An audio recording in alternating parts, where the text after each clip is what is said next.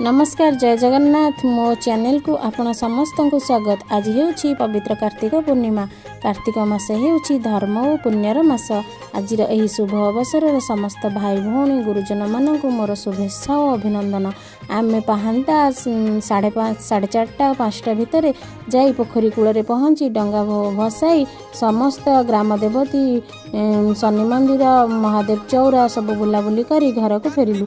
जदि मो भिडियोटी आपण मानंकु भल लगिथिबो ताहले लाइक शेयर सब्सक्राइब करने को प्लीज भूलिबेनी। रहिली नमस्कार जय जगन्नाथ।